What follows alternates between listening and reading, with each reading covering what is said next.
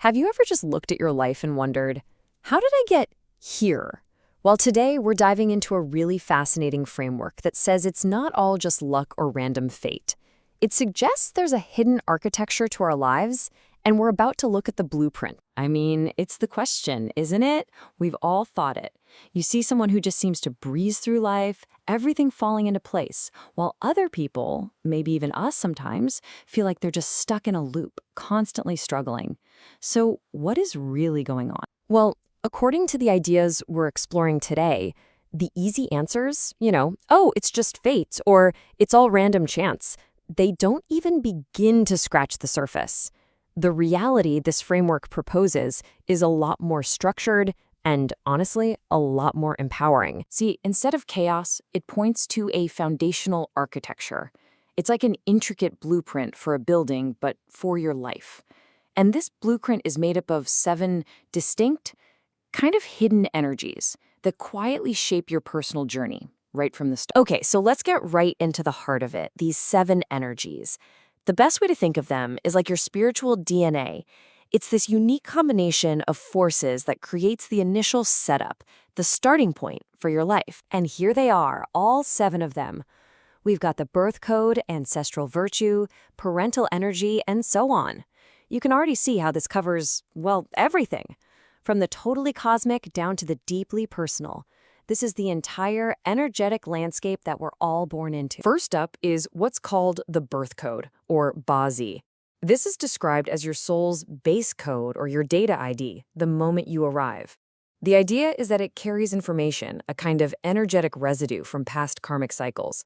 But before you start thinking, oh great, so it's all predetermined, hold on, because its actual influence is probably not what you think. And bam, this right here puts everything into perspective. That base code we just talked about, it accounts for less than 30% of your life's path. The huge majority, over 70%, is shaped by all the other energies and, this is the most important part, your own choices. Next up is ancestral virtue, or zute. This is the concept that we inherit an energetic legacy from our family line, for better or worse. But here's the kicker. It is absolutely not a one-way street. This quote says it all. One person's breakthrough can elevate an entire family's energy. That means this legacy isn't set in stone. It can be changed, not just by those who came before us, but by us right now. So the next few energies really fill out the details of your starting point. You've got parental energy. That's literally the energetic and emotional state of your parents when you were conceived. Then it gets super specific with spatial energy. We're talking the vibe of your literal birthplace, down to the very room. Zooming out a bit, you have geographical energy, the whole cultural and energetic field of your hometown or country. And finally, there's cosmic alignment, that unique snapshot of the heavens at the exact moment you were born. Each one is another layer on that initial blueprint. And the final piece of this initial blueprint is called the external mission, or renwu. This suggests that a soul arrives with a specific purpose in relation to its family line, but that mission isn't always what we might think. As this idea goes, some are here to build, some are here to dismantle.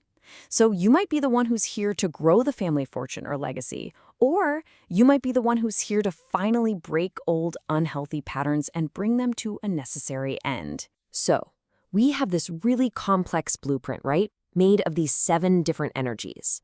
But does that mean we're just along for the ride? Absolutely not. This is where we shift from the plan to the player, from the static to the dynamic.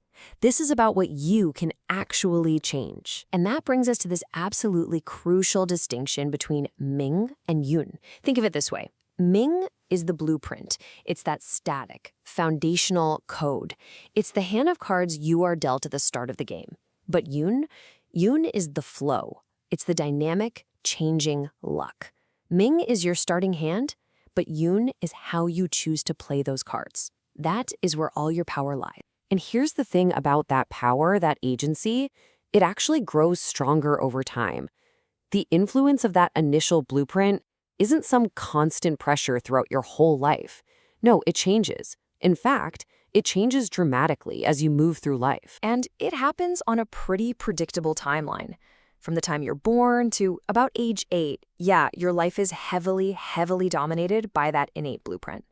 But look what starts to happen. Between ages 8 and 12, as your own consciousness really starts to boot up, that influence begins to fade. By the time you're a teenager, that blueprint already accounts for less than 30% of what's going on. And then, after age 18, your personal effort, your choices, your own awareness, they don't just matter, they become the single most powerful factor shaping your life. Just let that number sink in for a second. 70%. That is how much of your life's path is carved out not by some pre-written cosmic code, but by what you do, what you think, and what you choose every single day as a conscious adult. That's huge. And this really brings us to the most powerful, most important takeaway from this entire framework.